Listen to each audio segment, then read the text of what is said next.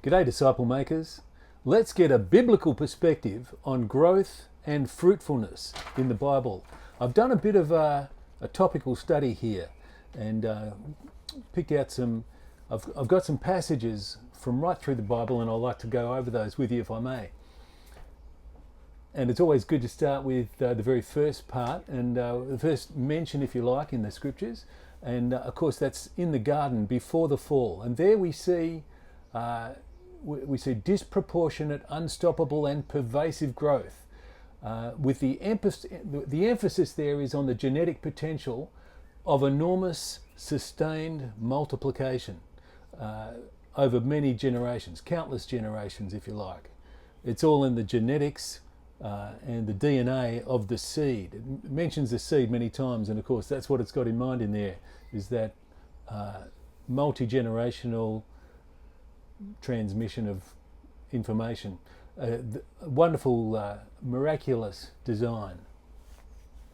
Then of course we get on to the promises to Abraham, promises of multiplication. Genesis 13:16. Where he promises that his descendants are going to be like the dust of the earth. Go ahead and count them if you really dare. Like the stars of the sky. Get outside, stand there and see if you can count them. That's Genesis 5:5. And then in Genesis chapter 17, chapter 2, it goes on, but like the sand of the seashore. And then of course Genesis goes on, there's huge growth in Egypt.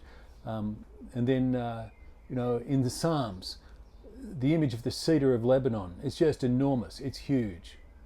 In Ezekiel 47, 1-5, the river of life flowing from the temple, it's just enormous, unstoppable. Now it starts at the temple and it becomes an enormous river. So there's great increase in the river of life.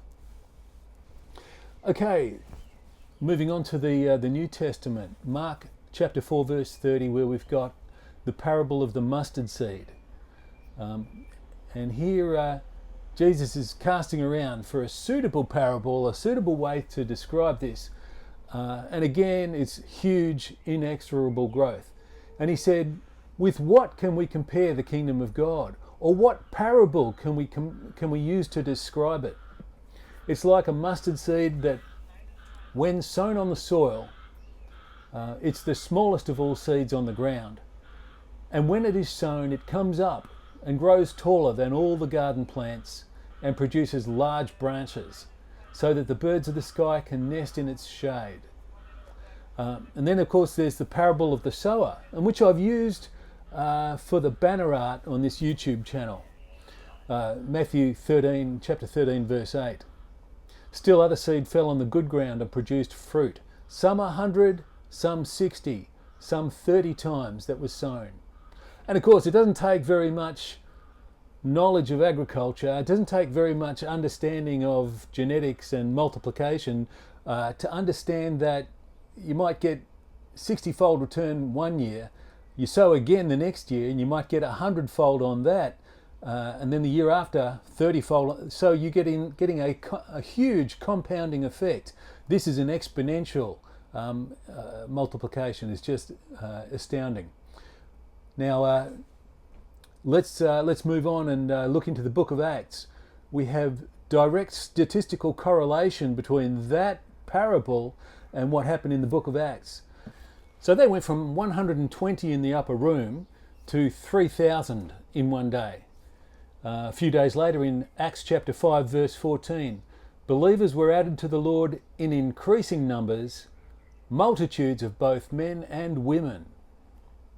Now I think it's really important to get a biblical perspective on our expectations of growth and faith and fruitfulness.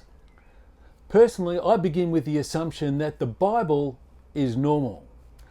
Anything different is abnormal, maybe dysfunctional and needing therapy.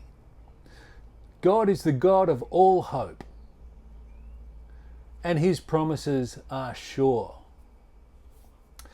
This is the DMM Workshop. See you later.